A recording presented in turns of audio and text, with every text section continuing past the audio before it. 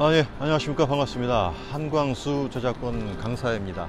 저는 지금 서울시 마포구 상암동에 있는 DMC 미디어 센터에 와 있습니다. 자, 이곳 상암동은 우리나라의 모든 방송국들이 다 모여 있는 곳으로 유명하죠. 지금 제가 서 있는 곳은 바로 MBC 본사 앞입니다. 여기 지금 보이는 이 뒤쪽이 MBC 본사 건물이지요. 어벤져스 2에서도 이곳 MBC 앞에 모습이 나올 정도로 굉장히 아주 화제가 됐던 곳인데요. 상암동도 지금 많은 사람들이 이제 퇴근을 하고 또 날이 추우니까 한참 식사를 하다 보니까 사람들이 별로 없네요. 자, 우리가 유튜브를 하면서 혹은 네이버라든지 뭐 인스타그램도 마찬가지입니다. 우리가 영상을 활용을 해서 나만의 콘텐츠를 제작을 할 때 특히 이제 방송이나 영화 같은 장면들을 인용해서 콘텐츠를 만들 때가 있습니다. 과연 이럴 때 어느 정도를 사용을 해야 저작권 문제가 없을지, 이 부분은 우리가 공정이용으로 판단한다고 했죠. 대다수의 여러분들이 잘 알고 있고 실천하는 분들도 있고 실천하지 않는 분들도 있는데, 제가 유튜브 영상을 보면서 아주 많이 느낀 것 중에 하나가 가장 기본 중에 기본인 이것을 잘 안 하고 있다는 것을 알 수가 있었어요. 그래서 오늘은 가장 기본적인 이 한 가지를 꼭 당부를 드리고자 합니다. 바로 무엇이냐? 바로 출처 표시에 대한 부분입니다. 자, 출처 표시를 하면은 내가 타인의 저작물, 즉 뭐 글이라든지 영상, 사진, 음악 등을 활용해서 콘텐츠를 만들 때 그 원 저작권자 뿐만 아니라 내가 이것을 어디서 가져왔는지를 보통 출처 표시하는 겁니다.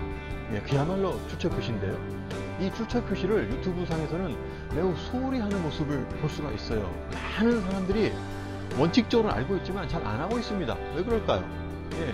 잘 몰라서일 수도 있고, 아니면 귀찮을 수도 있습니다. 아니면 한두 번의 출처 표시로 그 다음에 이어지는 출처 표시를 하지 않아도 된다고 하는 그런 생각에서 출처 표시를 조금은 게을리할 수도 있습니다. 자, 그러면 출처 표시를 했을 때 과연 모든 것이 끝나느냐, 저작권상의 문제가 없을까?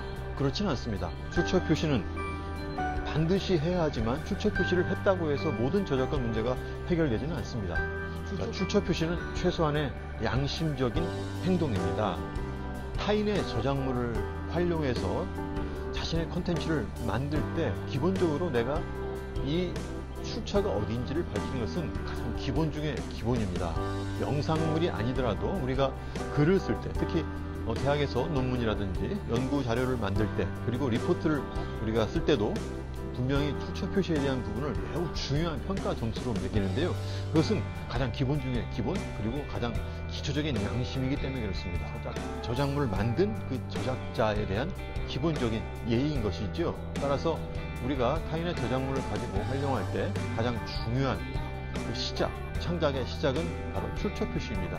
그런데도 불구하고 우리 유튜브에서는 이 출처 표시가 생각보다 소홀하게 다뤄지고 있는 것이 매우 안타깝습니다.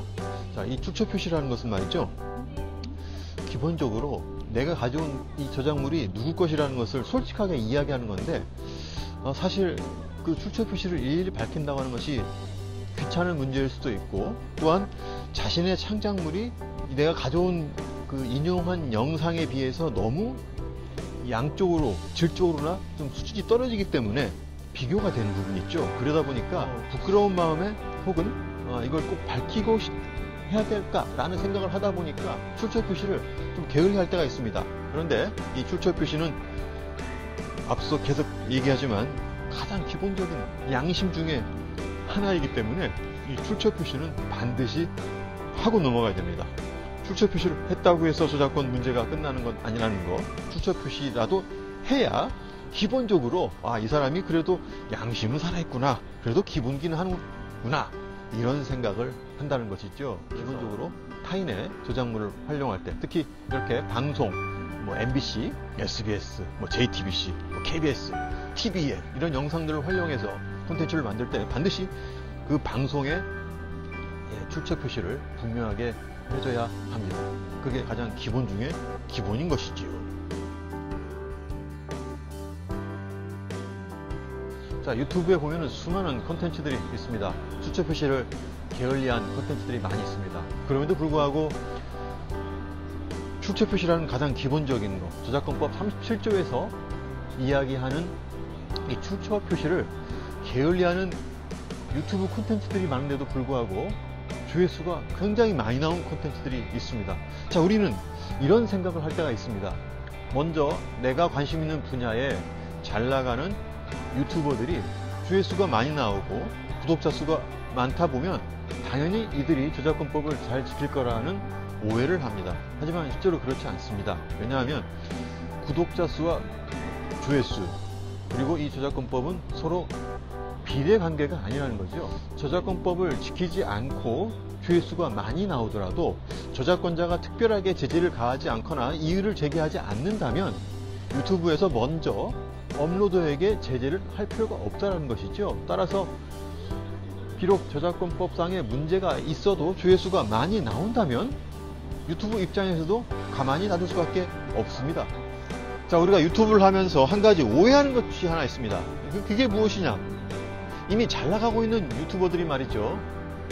저작권법을 잘 지키지 않아도 저작권자가 특별하게 문제 제기를 하지 않으면 유튜브 저작권 정책상 특별하게 유튜브는 그 업로더에게 광고 수익을 분배해 줄 수가 있습니다. 저작권자가 자기의 권리를 주장할 때 이건 잘못된 거다 라고 이야기할 때 유튜브도 적극적으로 제재를 가한다는 것이죠. 그리고 저작권법을 잘 모르는 대부분의 대다수의 사람들은 자기 관심 분야와 비슷한 유명한 유튜버들을 그대로 따라하는 경우가 참 많이 있습니다.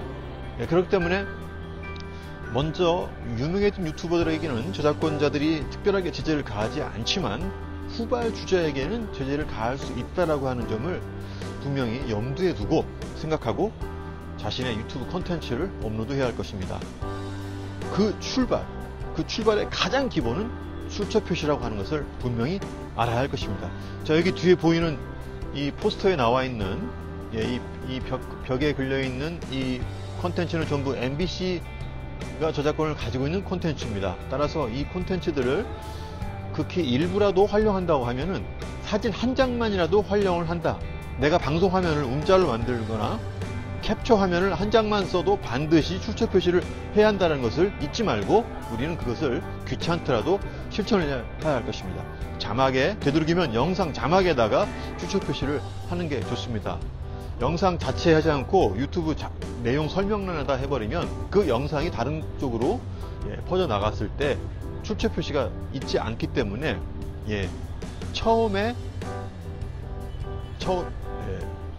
영상 되도록이면 자막은 그 영상 자체에 하는 것이 가장 안전하고 좋습니다.